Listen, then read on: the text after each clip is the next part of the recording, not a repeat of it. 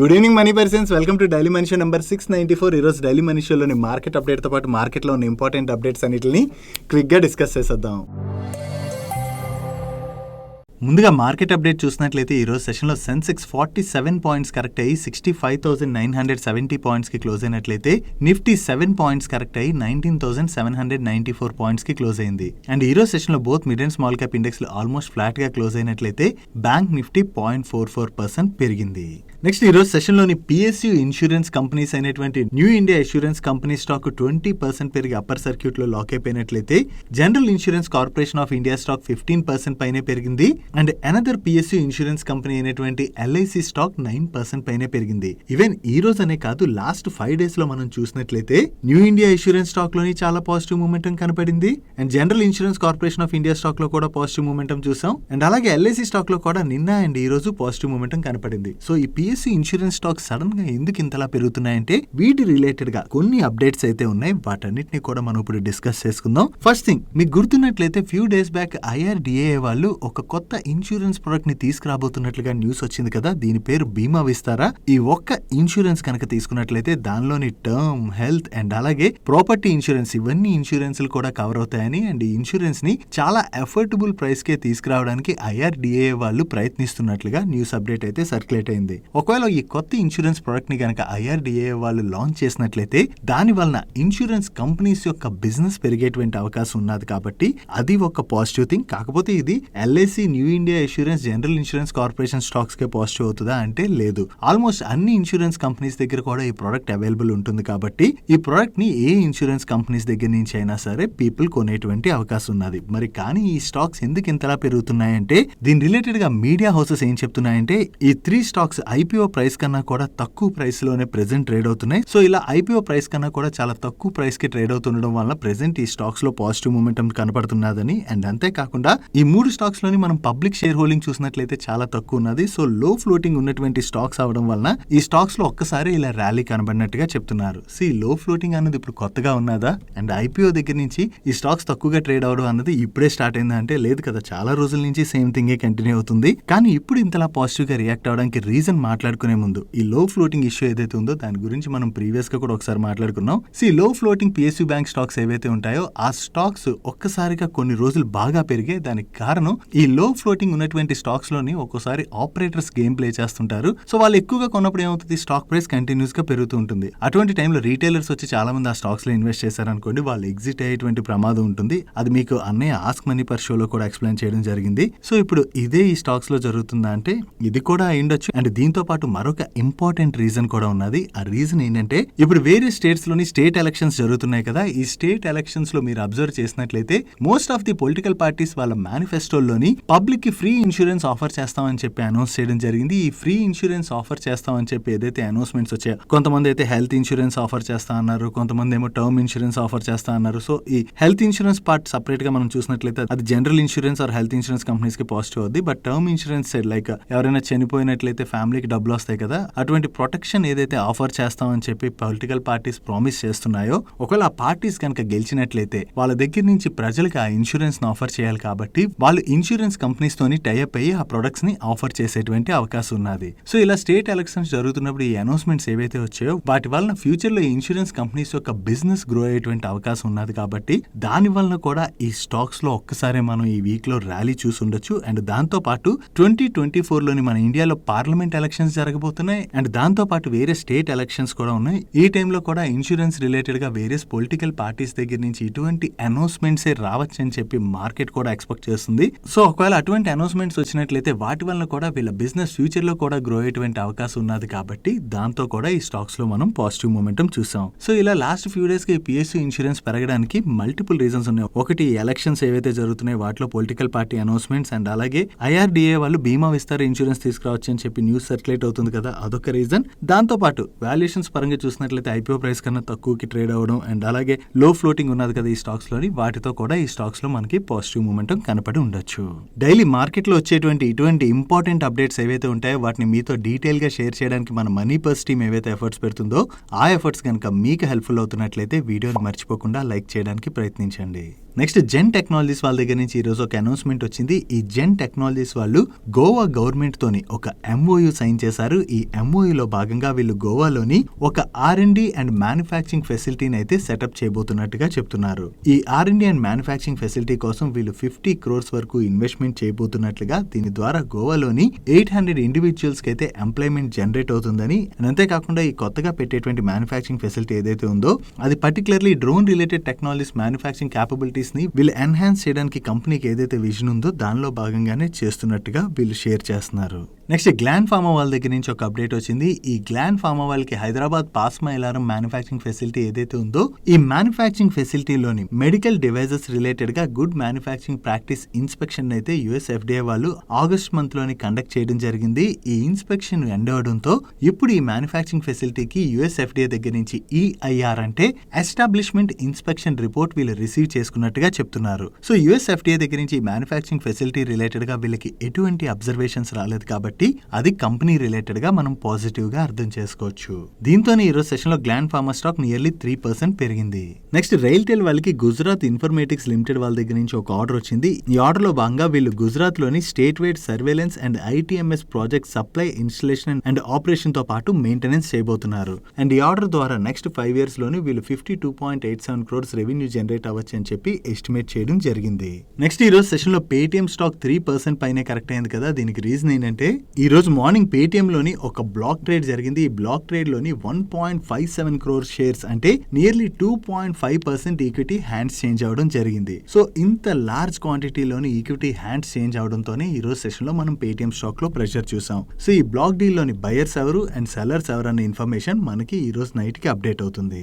Next ఈ రోజు session లో డయాగ్నోస్టిక్ స్టాక్స్ అయినటువంటి doctor Lal path labs, Vijaya diagnostics and Metropolis ఇలాంటి స్టాక్స్ లో పాజిటివ్ మూమెంటం చూసాం కదా. దానికి రీజన్ ఏంటంటే కమింగ్ ఇయర్ అంటే 2024 లోని డయాగ్నోస్టిక్ కంపెనీస్ అన్ని కూడా మల్టిపుల్ టైమ్స్ ప్రైస్ హైక్స్ చేసేటువంటి అవకాశం ఉన్నదని చెప్పి వేరియస్ మీడియా ప్లాట్ఫామ్స్ అయితే రిపోర్ట్ చేస్తున్నాయి. సో వీళ్ళు నెక్స్ట్ ఇయర్ లోని మల్టిపుల్ ప్రైస్ హైక్స్ కనుక చేసినట్లయితే దాని వలన వీళ్ళ మార్జిన్స్ అవి ఇంప్రూవ్ అయ్యేటువంటి అవకాశం ఉన్నది కదా. సో అది ఈ డయాగ్నోస్టిక్ కంపెనీస్ రిలేటెడ్ గా పాజిటివ్. సో ఈ న్యూస్ ఎప్పుడైతే సర్క్యులేట్ అయిందో దాంతోనే ఈ రోజు సెషన్ లో most of the diagnostic stocks లోని పాజిటివ్ మూమెంటం కనపడింది. నెక్స్ట్ ఈ రోజు సెషన్ లో PSU కంపెనీ అయినటువంటి హిందుస్థాన్ ఏరోనాటిక్స్ లిమిటెడ్ స్టాక్ 4% పైనే పెరిగింది కదా. దీనికి రీజన్ ఈ హిందుస్థాన్ ఏరోనాటిక్స్ లిమిటెడ్ రిలేటెడ్ గా ఒక పాజిటివ్ న్యూస్ అయితే సర్క్యులేట్ అవుతున్నది. Government of India defence sector లోని స్ట్రాంగ్ గా ప్రొక్యూర్మెంట్ చేస్తుంది కదా. దీనిలో భాగంగా ఇప్పుడు గవర్నమెంట్ 3 మెగా ఇండిజినియస్ ప్రాజెక్ట్స్ ని అప్రూవ్ చేసేటువంటి అవకాశం ఉన్నదని, ఈ ప్రాజెక్ట్స్ లోని గవర్నమెంట్ ఎయిర్ క్రాఫ్ట్ క్యారియర్ తో పాటు 97 more Tejas fighters and 156 present light combat helicopters ని కూడా ప్రొక్యూర్మెంట్ చేయొచ్చని, వీటి యొక్క వాల్యూ అప్రాక్సిమేట్లీ 1.4 lakh crores గా టైమ్స్ ఆఫ్ ఇండియా వాళ్ళు షేర్ చేస్తున్నారు. సో దీనికోసం అని చెప్పి రాజ్నాథ్ సింగ్ గారి ఆధ్వర్యంలోని defence acquisition council November 30th రోజున మీట్ అయ్యి ఈ ప్రొక్యూర్మెంట్ రిలేటెడ్ గా డిస్కషన్స్ చేసేటువంటి అవకాశం ఉన్నదని చెప్పి టైమ్స్ ఆఫ్ ఇండియా వాళ్ళు షేర్ చేయడం జరిగింది. సో ఒకవేళ గవర్నమెంట్ ఆఫ్ ఇండియా దగ్గర నుంచి ఈ ప్రొక్యూర్మెంట్ రిలేటెడ్ గా అనౌన్స్మెంట్ వచ్చినట్లయితే దానివల్ల హెలికాప్టర్స్ మ్యానుఫ్యాక్చర్ చేసేటువంటి హిందుస్థాన్ ఏరోనాటిక్స్ లిమిటెడ్ వాళ్ళకి గవర్నమెంట్ దగ్గర నుంచి మంచి ఆర్డర్ వచ్చేటువంటి ఛాన్స్ ఉన్నది. కాబట్టి ఈ రోజు సెషన్ లో హిందుస్థాన్ ఏరోనాటిక్స్ లిమిటెడ్ స్టాక్ లో మనం పాజిటివ్ మూమెంటం చూసాం. అండ్ ఎయిర్ క్రాఫ్ట్స్ క్యారియర్ ని కూడా ప్రొక్యూర్ చేసేటువంటి అవకాశం ఉన్నదని చెప్పి దీనిలో షేర్ చేశారు కదా. So aircraft carrier procurement update అన్నది Mazagon dock and Cochin shipyard లాంటి స్టాక్స్ కూడా పాజిటివ్. కాబట్టి ఈ రోజు సెషన్ లో మ్యాస్గాన్ డాక్ స్టాక్ లోని మనం పాజిటివ్ మూమెంటం చూసాం. అండ్ అలాగే కొచ్చిన్ షిప్ యార్డ్ స్టాక్ లో కూడా పాజిటివ్ మూమెంటం కనపడింది. నెక్స్ట్ మన ఫైనాన్స్ మినిస్టర్ నిర్మలా సీతారామన్ గారి దగ్గర నుంచి NBFCs and small finance banks కి ఒక చిన్న అలర్ట్ అయితే వచ్చింది. రీసెంట్ గా RBI ఫైనాన్షియల్ సెక్టర్ లోని ఏవైతే అన్సెక్యూర్డ్ లోన్స్ ఉంటాయో వాటి రిలేటెడ్ గా నార్మ్స్ ని టైట్ చేయడం జరిగింది కదా. దీనికి రీజన్ ఏంటంటే ఈ అన్సెక్యూర్డ్ లోన్ నెంబర్ బాగా పెరిగిపోతుందని. సో దీనివల్ల ఫ్యూచర్ లోని banks, NBFCs and small finance banks అయితే రిస్క్ ఫేస్ చేసేటువంటి అవకాశం ఉన్నదని చెప్పి RBI ఈ నార్మ్స్ ని తీసుకురావడం జరిగింది. వీటి రిలేటెడ్ గా మన ఫైనాన్స్ మినిస్టర్ నిర్మలా సీతారామన్ గారు digital acceleration and transformation expo లోని మాట్లాడుతూ NBFCs and small finance banks అయితే కొంచెం జాగ్రత్తగా ఉండాలని, ప్రెజెంట్ ఆపర్చునిటీ కనపడుతుంది కదా అని చెప్పి కంగారు పడిపోయి డౌన్ సైడ్ రిస్క్ చూసుకోకుండా ఎటువంటి లోన్స్ అవి ఇష్యూ చేసేయడం వలన ఫ్యూచర్ లోని ప్రాబ్లమ్ ని ఫేస్ చేసేటువంటి అవకాశం ఉన్నదని చెప్పి RBI ఏదైతే ఇప్పుడు జాగ్రత్తలు తీసుకోమని చెప్తుందో అటువంటి జాగ్రత్తలన్నీ తీసుకుంటూ ఈ అన్సెక్యూర్డ్ లోన్స్ ఇష్యూ చేసేటువంటి విషయంలో అటువంటి జాగ్రత్తలన్నీ కూడా తీసుకోవడం మంచిదని చెప్పి కామెంట్ చేయడం జరిగింది.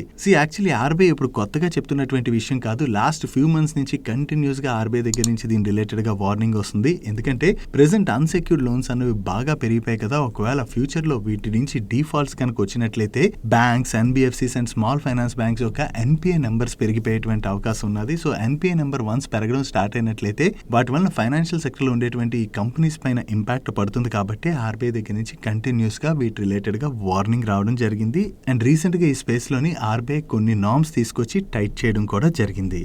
Next Adani Hindenburg issue related గా ఈ రోజు సెషన్ లో సుప్రీంకోర్టులో కేసు హీరింగ్ వచ్చింది.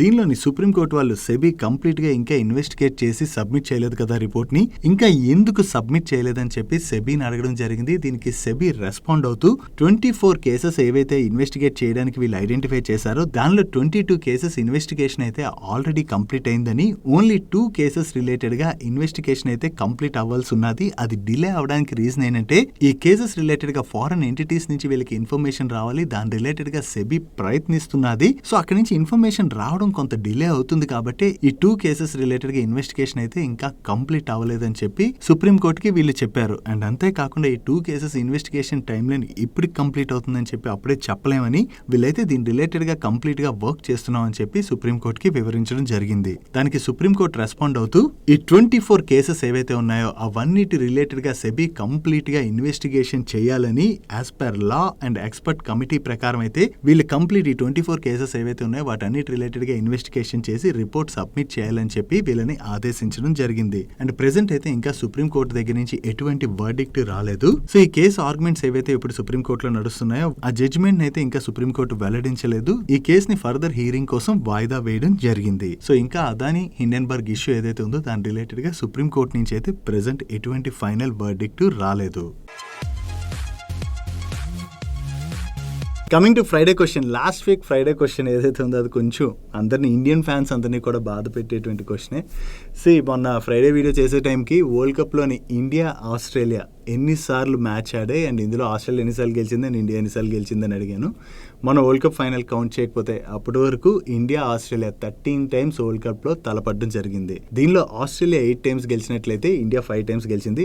అదే మొన్న మ్యాచ్ కూడా మనం కౌంట్ చేసినట్లయితే ఇండియా ఆస్ట్రేలియా 14 టైమ్స్ మ్యాచెస్ ఆడి దీనిలో ఆస్ట్రేలియా 9 టైమ్స్ గెలిచినట్లయితే ఇండియా 5 టైమ్స్ గెలడం జరిగింది. అండ్ ఈ వీక్ ఫ్రైడే క్వశ్చన్ ఏంటంటే నెంబర్ 1ని మనం ఆల్ఫాబెట్స్లో రాసేటప్పుడు NUMBER అని రాస్తాం కదా, అదే మనం దాన్ని షార్ట్ కట్లో రాయాలంటే NO అని మెన్షన్ చేస్తుంటాం. సో NO అని అసలు ఎందుకు మెన్షన్ చేస్తాం? ఈ O అన్న ఆల్ఫాబెట్ ఏదైతే ఉందో అది నెంబర్ వర్డ్లోనే లేదు కదా, బట్ కానీ ఈ ఓని ఎందుకు మెన్షన్ చేస్తున్నాం? దీనికి మీకు ఆన్సర్ తెలిసినట్లయితే కింద కామెంట్ సెక్షన్లో కామెంట్ చేయడానికి ట్రై చేయండి, లేదా నెక్స్ట్ వీక్ డైలీ మనీషాలో మీకు దీని ఆన్సర్ షేర్ చేస్తాను. నెక్స్ట్ రీసెంట్గానే కర్ణాటక బ్యాంక్ వాళ్ళు HDFC లైఫ్ ఇన్సూరెన్స్ వాళ్ళతో కొలాబరేషన్ అనౌన్స్ చేశారు కదా. ఈ కొలాబరేషన్లో భాగంగా HDFC లైఫ్ ఇన్సూరెన్స్ యొక్క ప్రొడక్ట్స్ ఏవైతే ఉంటాయో ఆ ప్రొడక్ట్స్ని కర్ణాటక బ్యాంక్ యొక్క నెట్వర్క్ అంటే వీళ్ళ బ్రాంచెస్ అవి ఉంటాయి కదా ఇక్కడ సెల్ చేయబోతున్నట్టుగా వీళ్ళు అనౌన్స్ చేయడం జరిగింది. ఇప్పుడు దీనిలాగే సిమిలర్లీ వీళ్ళు బజాజ్ అలయన్స్ లైఫ్ ఇన్సూరెన్స్ వాళ్ళతో కూడా కొలాబరేషన్ అనౌన్స్ చేశారు. ఈ కొలాబరేషన్లో భాగంగా బజాజ్ అలయన్స్ యొక్క ఇన్సూరెన్స్ ప్రొడక్ట్స్ ఏవైతే ఉంటాయో వాటిని కర్ణాటక బ్యాంక్ యొక్క నెట్వర్క్ని యూజ్ చేయడం ద్వారా వీళ్ళు సెల్ చేయబోతున్నట్టుగా అనౌన్స్ చేయడం జరిగింది. సో ఇలా వేరియస్ ఇన్సూరెన్స్ కంపెనీస్తోని టైప్ అయ్యి వాళ్ళ ఇన్సూరెన్స్ ప్రొడక్ట్స్ని సెల్ చేస్తామని చెప్తున్నారు కదా. దీని ద్వారా వీళ్ళకి వచ్చేటువంటి అడ్వాంటేజ్ ఏంటంటే ఈ ఇన్సూరెన్స్ ప్రొడక్ట్స్ని సెల్ చేసినట్లయితే ఆ ఇన్సూరెన్స్ కంపెనీస్ దగ్గర నుంచి కర్ణాటక బ్యాంక్ వాళ్ళకి కమిషన్ వస్తుంది. సో దానివల్ల కర్ణాటక బ్యాంక్కి పాజిటివ్ అండ్ అలాగే ఇన్సూరెన్స్ కంపెనీస్కి కూడా ఇది ఒక రకంగా పాజిటివ్. ఎందుకంటే ఈ బ్యాంక్ యొక్క నెట్వర్క్ ఏదైతే ఉంటుందో వీళ్ళ కస్టమర్స్ ఉంటారు కదా, కస్టమర్స్ వచ్చినప్పుడు వాళ్ళు ఇన్సూరెన్స్ ప్రొడక్ట్స్ని సేల్ చేస్తారు కాబట్టి ఆ ఇన్సూరెన్స్ కంపెనీ యొక్క ఇన్సూరెన్స్ ప్రొడక్ట్ సేల్స్ కూడా పెరిగేటువంటి అవకాశం ఉంది. సో ఇది బోత్ కంపెనీస్ రిలేటెడ్గా మనం పాజిటివ్గా అర్థం చేసుకోవచ్చు.